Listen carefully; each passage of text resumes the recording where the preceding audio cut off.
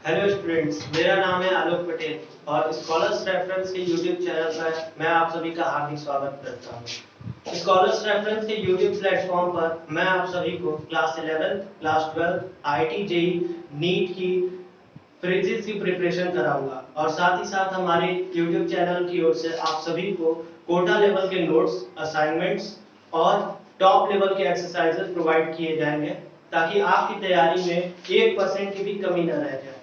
हम जानते हैं कि आपका अल्टीमेट गोल अपने ड्रीम कॉलेज में एडमिशन पाना है ताकि आप एक अच्छा आईआईटीएन, इंजीनियर, डॉक्टर बनकर अपने देश को एक डेवलपिंग कंट्री से एक डेवलप्ड कंट्री में कन्वर्ट कर सकें।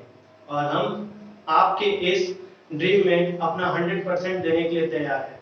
अब सवाल ये है कि आप अपना 100% देने के लिए रेडी हो जाए। So without wasting any more time, let's start our topic. Chapter start करने से पहले मैं आपको एक बात क्लियर कट बता देना चाहता हूँ कि जो चैप्टर क्लास 11 का फिजिक्स का सबसे पहला चैप्टर फिजिकल वर्ल्ड जो मैं आज आपको पढ़ाने जा रहा हूँ, उससे आपके क्लास 11 के एग्जाम में, क्लास 12 के बोर्ड एग्जाम में, आईआईटी जेईई में या फिर नीट में 1 नंबर का भी क्वेश्चन नहीं आने वाला है। फिर भी ये चैप्टर इतना इंपॉर्टेंट है कि इसे सीबीएसई कितना भी संशोधन क्यों ना हो जाए, लेकिन सीबीएसई इस चैप्टर को कभी नहीं हटाती है। इसका एक कारण ये है कि जो स्टूडेंट्स क्लास 10 पास आउट करके क्लास 11 में फिजिक्स स्ट्रीम में आते हैं, साइंस स्ट्रीम में आते हैं फिजिक्स पढ़ने के लिए, उनके अंदर फिजिक्स के प्रति इंटरेस्ट जगा है। आप देखेंगे कि किसी भी सब्जेक्ट में, चाहे वो मैथमेटिक्स हो, केमिस्ट्री हो या बायोलॉजी हो, लेकिन उन सभी सब्जेक्ट्स में ऐसा कोई चैप्टर आपको नहीं मिलेगा, ऐसा केवल फिजिक्स में है। क्योंकि फिजिक्स अपने आप में एक दुनिया है और फिजिक्स को समझने के लिए फिजिक्स में इंटरेस्ट होना बहुत जरूरी है। तो चैप्टर स्टार्ट करने से पहले मैं चाहूंगा कि आप सबसे पहले बोर्ड पर लिखे गए फ्लो चार्ट को एक बार अपने कॉपी में जरूर नोट कर लें ताकि आपको इस चैप्टर का एक माइंड मैप पता चल जाए, जिससे हमें पढ़ने में आसानी हो और आपको समझने में आसानी हो। तो मैं थोड़ी देर के लिए स्क्रीन से हट रहा हूँ। आप सबसे पहले बोर्ड पे लिखा हुआ ये फ्लो चार्ट अपने कॉपी में बना लें, तब हम आगे प्रोसीड करेंगे।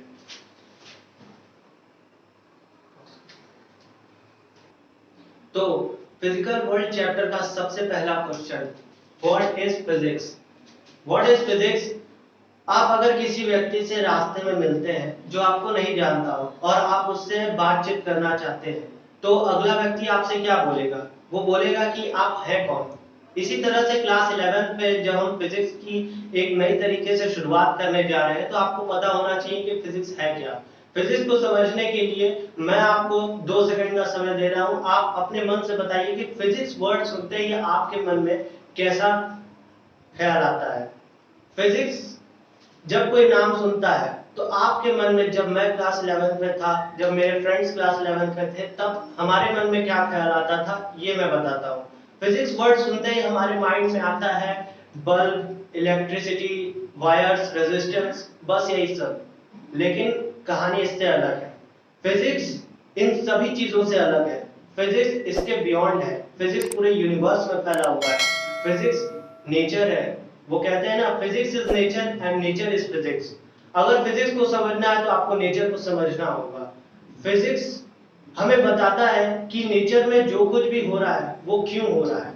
आपने कभी अपने मन से पूछा है या आपने कभी ऐसा सोचा है कि जो सन है उसके अराउंड अर्थ या बाकी सारे प्लैनेट्स या बाकी सारे एस्ट्रॉइड्स, कॉमेट्स एक डेफिनेट शेप में क्यों घूमते हैं? अगर अर्थ जो है वो सन के अराउंड रोटेशन करता है, रिवॉल्यूशन करता है, तो वो एक परफेक्ट ओवल शेप में होता है। आपको कभी ऐसा लगा कि सन के ऊपर कोई ऐसा आदमी बैठा होगा जो अर्थ को रस्सी से बांध करके अपने चारों तरफ घुमा रहा होगा? आपके मन में ये सवाल आना बहुत जरूरी है। अगर आप फिजिक्स पढ़ना चाहते हो तो आपको हर चीज में क्यों, कैसे और कब ये सवाल लाना होगा। अब जैसे फिजिक्स है, फिजिक्स के बहुत सारे डेफिनेशंस हो सकते हैं। बहुत सारे फिजिस्ट हैं, फिर बहुत सारे साइंटिस्ट हैं जिन्होंने अलग अलग तरीके से फिजिक्स को डिफाइन किया है। उन सभी डेफिनेशंस को मैं आप सभी के सामने रखता हूं। तो जैसा कि मैंने आपको बताया अभी फिजिक्स के बारे में, ये डेफिनेशन भी कुछ वही कहती है। अगर आप गूगल पे विकिपीडिया सर्च करते हो व्हाट इज फिजिक्स, तो आपको ये डेफिनेशन मिलेगी। ये डेफिनेशन आपसे क्या कहती है? Physics is one of the most fundamental scientific disciplines and its main goal is to understand how the universe behaves. जैसा कि मैंने आपसे कहा कि फिजिक्स जो होता है वो नेचर है। नेचर में जो कुछ भी हो रहा है, नेचर में जो कुछ भी हो रहा है, जैसे अर्थ सन के अराउंड रोटेट कर रहा है, रिवोल्यूट कर रहा है, जैसे झरने का पानी ऊपर से नीचे की तरफ ही गिर रहा है, हवा किस डायरेक्शन में चल रहा है, आप नेचर से जो भी सवाल कर सकते हो वो फिजिक्स है, और ये डेफिनेशन भी आपको वही बताती है। अब बात आती है कि फिजिक्स का जो वर्ड है और फिजिक्स जो है इसका ओरिजिन कहाँ से हुआ। तो आपकी जानकारी के लिए मैं आपको बता देना चाहता हूँ कि फिजिक्स का जो वर्ड है वो इस शब्द से, इस वर्ड से ओरिजिनेट हुआ है, और इस वर्ड को 350 बीसी पहले एरिस्टोटल, जो कि एक ग्रेट फिजिस्ट थे जिनके बारे में हम क्लास 11 और क्लास 12 में फर्दर स्टडी करेंगे, उन्होंने बताया था। अब आगे हम प्रोसीड करते हैं कि रिलेशन ऑफ फिजिक्स, फिजिक्स का मैथमेटिक्स के साथ, फिजिक्स का केमिस्ट्री के साथ, फिजिक्स का बायोलॉजी के साथ क्या रिलेशन है। हम आपको ये बताएंगे कि फिजिक्स के बिना मैथमेटिक्स क्यों अधूरा है, फिजिक्स के बिना केमिस्ट्री अधूरा है, फिजिक्स के बिना बायोलॉजी अधूरा है, और भी बहुत सारे ऐसे फील्ड है, एस्ट्रोनॉमी, सिस्मोलॉजी, मेट्रोलॉजी, जो फिजिक्स के बिना अधूरा है। तो आइए चलते हैं, पहले आप इस नोट्स का स्क्रीनशॉट ले लीजिए। तो नेक्स्ट टॉपिक है relation of physics. Relation of physics में हम पढ़ेंगे कि relation of physics with mathematics, relation of physics with chemistry, relation of physics with biology. सबसे पहले स्टार्ट करते हैं relation of physics with mathematics. ये बात तो हमें एक्सेप्ट करनी होगी कि फिजिक्स मैथमेटिक्स के बिना बहुत अधूरी है। क्यों? क्योंकि फिजिक्स एक क्वांटिटेटिव सब्जेक्ट है। फिजिक्स में हमें केवल थ्योरी नहीं, फिजिक्स हमें एक्यूरेट आंसर बताता है, इसीलिए हमें उसमें मैथमेटिक्स की बहुत जरूरत होती है। मैथमेटिक्स के साइंस जैसे alpha, beta, gamma, sine theta, cos theta, इन सभी चीजों की हमें मैथ्स की फिजिक्स में बहुत जरूरत होती है फॉर्मूला डिराइव करने में। एग्जांपल अगर आपको मैं दूं तो एप्पल जो था वो न्यूटन के सिर पर गिरा था, उससे न्यूटन के मन में ये थ्योरी आ गई, एक क्वालिटेटिव बिहेवियर आ गया कि ये एप्पल हमारे सर पर गिरा क्यों।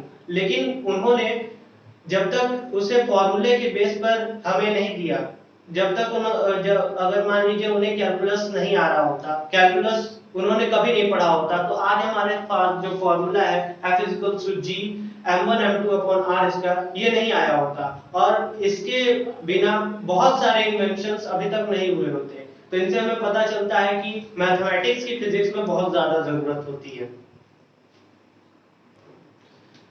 आगे हम देखेंगे कि फिजिक्स में केमिस्ट्री का क्या रिलेशन है।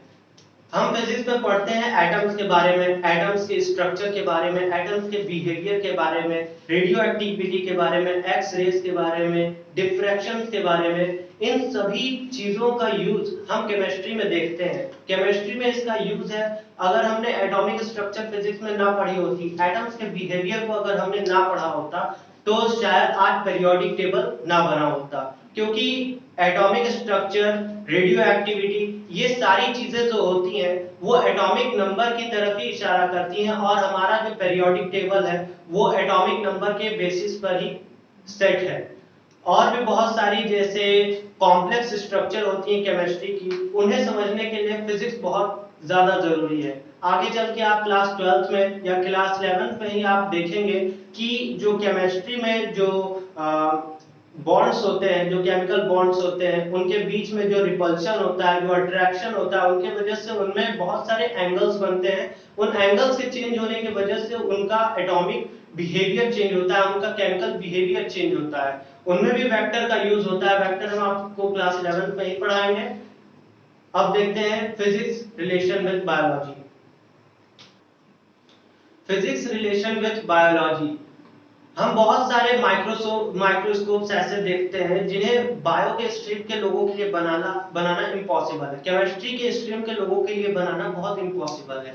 लेकिन फिजिस्ट ऐसे होते हैं जो नामुमकिन को भी मुमकिन करके दिखा देते हैं। बायोलॉजिकल साइंस में हम देखते हैं कि बहुत सारे इंस्ट्रूमेंट जैसे ऑप्टिकल माइक्रोस्कोप, जो कि किसी भी टिश्यू के, किसी भी सेल के अंदर स्टडी करने के लिए ऑप्टिकल माइक्रोस्कोप्स की बहुत ज्यादा जरूरत होती है। इलेक्ट्रॉन माइक्रोस्कोप्स की बहुत ज्यादा जरूरत होती है सेल्स की स्टडी के लिए।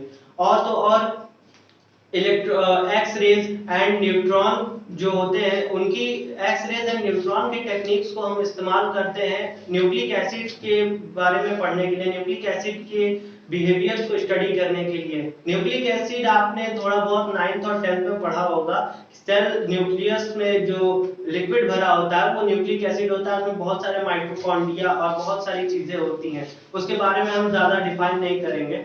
लेकिन फिजिक्स हर तरफ फैला हुआ है, जैसा कि हमने अभी आपको डेफिनेशन में बताया था। Physics is the study of what is happening in the world, what is happening in the universe.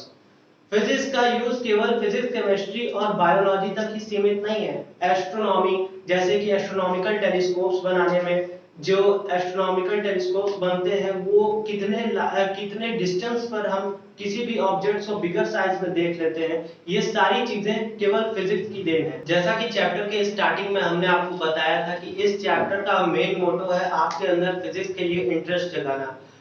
Physics का टेक्नोलॉजी में क्या रोल है, फिजिक्स हमें टेक्नोलॉजी किस प्रकार से देता है, हम फिजिक्स में जो एप्लीकेशंस पढ़ते हैं, फिजिक्स में जो हम लॉस पढ़ते हैं, उन चीजों का हम टेक्नोलॉजी में किस तरह से यूज करते हैं, ये हम आपको बताएंगे।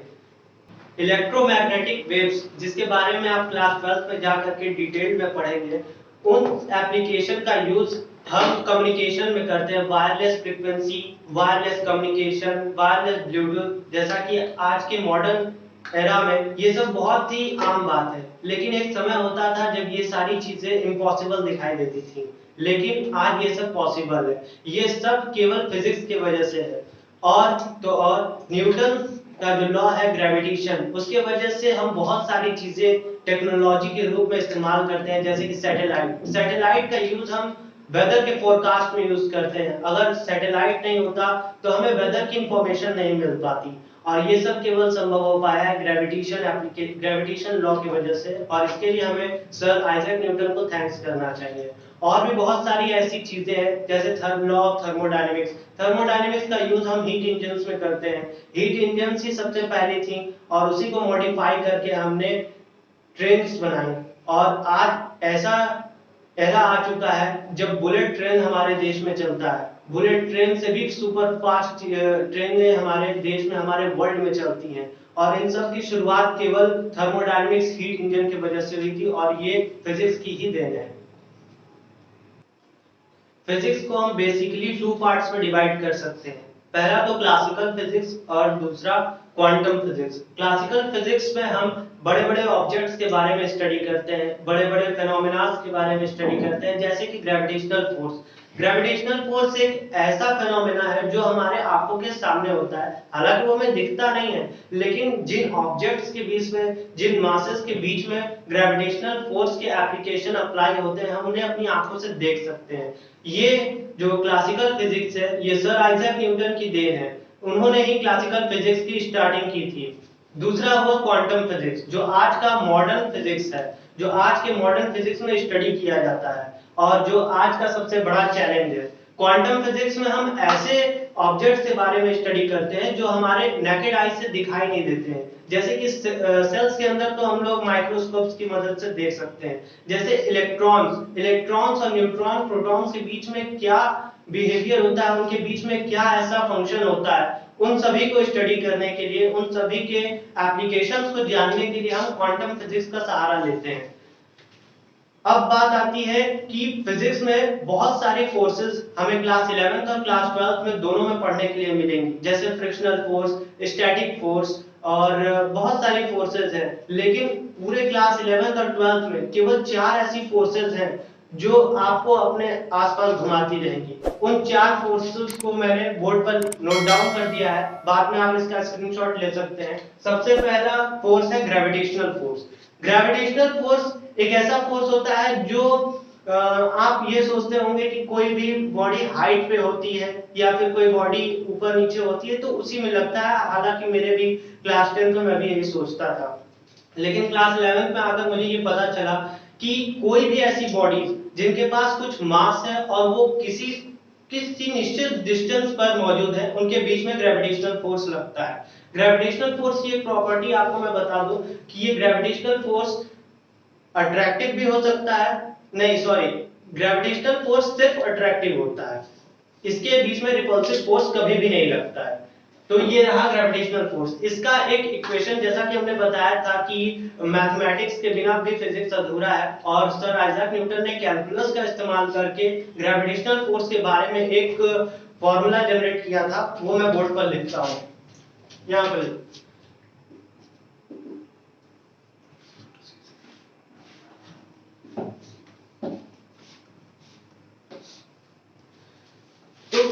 यहां पर जो कैपिटल जी है वो यूनिवर्सल ग्रेविटेशनल कांस्टेंट है।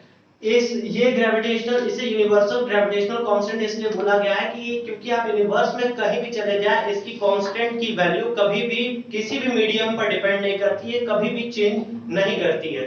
इसमें आप देख सकते हैं कि दोनों बॉडी के मासेस से रिलेटेड है फॉर्मूला, और ये फॉर्मूला जो है इनवर्स स्क्वायर लॉ पे डिपेंडेंट है। सेकंड आता है इलेक्ट्रोमैग्नेटिक फोर्स। इलेक्ट्रोमैग्नेटिक फोर्स समझने के लिए सबसे पहले आपको इलेक्ट्रोस्टैटिक फोर्स समझना होगा। इलेक्ट्रोस्टैटिक फोर्स दो रेस्ट चार्ज, इलेक्ट्रोस्टैटिक, स्टैटिक का मतलब होता है जब चार्ज रेस्ट पे होता है, जब दो चार्जेस रेस्ट में होते हैं, इलेक्ट्रोस्टैटिक चार्जेस उनके बीच में अट्रैक्शन या फिर रिपल्स फोर्स लगता है। तो यही डिफरेंस होता है ग्रेविटेशनल और इलेक्ट्रोस्टैटिक फोर्स में, क्योंकि ग्रेविटेशनल केवल अट्रैक्टिव फोर्स होता है और इलेक्ट्रोस्टैटिक फोर्स जो होता है वो attractive as well as repulsive हो सकता है।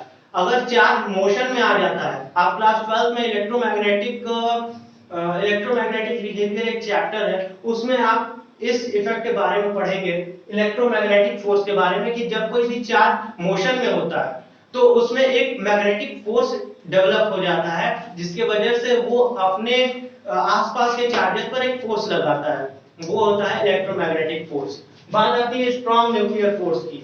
तो स्ट्रॉन्ग न्यूक्लियर फोर्स, जैसा कि आप देख सकते हैं कि मैंने इसे माइक्रोस्कोपिक फिजिक्स के कैटेगरी में रखा है, इसका मतलब आप इसे अपने नेकेड आई से नहीं देख सकते। स्ट्रॉन्ग न्यूक्लियर फोर्स को हमने माइक्रोस्कोपिक फिजिक्स के अंदर इसलिए कैटेगराइज किया है क्योंकि आप इसे नेकेड आई से नहीं देख सकते। स्ट्रॉन्ग न्यूक्लियर फोर्स आपको न्यूक्लियस के अंदर देखने को मिलता है, सॉरी, आपको प्रोटॉन्स और न्यूट्रॉन्स के बीच में देखने को मिलता है। आपने कभी ये गौर किया है कि 9th और 10th में आपने केमिस्ट्री पढ़ी है, केमिस्ट्री में आप देखते होंगे कि प्रोटॉन जो होता है वो एटम के एकदम सेंटर में होता है और प्रोटॉन्स का जो चार्ज होता है वो पॉजिटिव होता है, लेकिन उनके बीच में अब लाइक चार्जेस हैं, तो लाइक चार्जेस एक दूसरे को रिपेल करते हैं, लेकिन प्रोटॉन में ऐसा नहीं होता है। उनको तो अगर ऐसा सही है तो प्रोटॉन्स के बीच में जो रिपल्सिव फोर्स है वो तो एटम को डिस्ट्रॉय कर देंगे, और अगर एटम डिस्ट्रॉय हो जाएगा तो यूनिवर्स डिस्ट्रॉय हो जाएगा। लेकिन ऐसा पॉसिबल नहीं है, क्योंकि हम लोग एग्जिस्ट करते हैं, यूनिवर्स एग्जिस्ट करता है, एटम एग्जिस्ट करता है। तो प्रोटॉन्स के बीच में ग्रेविटेशनल फोर्स लगती है, लेकिन ग्रेविटेशनल फोर्स इतनी वीक होती है कि वो उसके ऊपर अपना प्रभाव नहीं छोड़ पाती है। इलेक्ट्रोस्टैटिक फोर्स भी उस पर उतना काम नहीं करता है, क्योंकि जो दो प्रोटॉन्स के बीच में दूरी होती है वो 10⁻⁻15 मीटर होती है, जो कि बहुत ज्यादा कम है, और इनवर्स स्क्वायर लॉ के अकॉर्डिंग भी उनके बीच में इलेक्ट्रोस्टैटिक फोर्स बहुत ज्यादा कम लगता है। तो उनके बीच एक नए तरीके का फोर्स जनरेट हो जाता है, जिसे हम स्ट्रॉन्ग न्यूक्लियर फोर्स कहते हैं। लास्ट है week nuclear force. Weak nuclear force हमें बीटा डीके के दौरान देखने को मिलता है, जब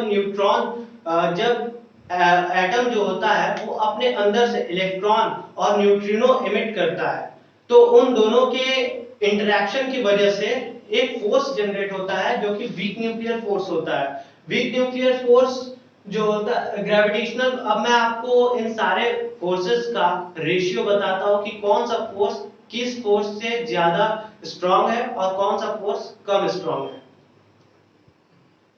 तो जो हमने फिजिक्स में अभी तक फंडामेंटल फोर्सेस के बारे में पढ़ा, आप जो बोर्ड पर ये रेशियो देख रहे हैं वो उनके फोर्स का रेशियो है उनका, कि कौन सा फोर्स किस फोर्स से ज्यादा स्ट्रांग है। आप देख सकते हैं यहाँ पर एफ जी लिखा हुआ है। अब आपको इसकी आदत डालनी होगी, क्योंकि आप अब सीनियर क्लासेस में आ रहे हैं, क्लास 11th और क्लास 12th में आपको ऐसे नोटेशंस को समझना होगा। लेकिन फिक्र नहीं है, स्कॉलर्स रेफरेंस के चैनल पे आप सभी को इन सभी चीजों के बारे में जानने का मौका मिलेगा। एफ जी का मतलब है gravitational force. Gravitational force, weak nuclear force, electromagnetic force and strong nuclear force. इन सभी का ratio 1 10 to the power 25, 10 to the power 36, 10 to the power 38। इसका मतलब ये हुआ कि जो वीक न्यूक्लियर फोर्स है वो ग्रेविटेशनल फोर्स है 10 to the power 25 ज्यादा स्ट्रॉन्गर है, 10 to the power 25 Guna stronger है। इलेक्ट्रोमैग्नेटिक फोर्स जो है वो इन सभी ग्रेविटेशनल फोर्स से 10 to the power 36 Guna stronger है, और जो स्ट्रॉन्ग न्यूक्लियर फोर्स है वो ग्रेविटेशनल फोर्स से 10 की पावर 38 गुना ज्यादा स्ट्रॉन्ग है। तो इसी के साथ आज का लेक्चर हम खत्म करते हैं। अगर आपको वीडियो अच्छा लगा हो तो लाइक, शेयर और सब्सक्राइब जरूर करें, और अगर कोई क्वेश्चन है तो नीचे कमेंट में कमेंट करना ना भूलें। Thank you.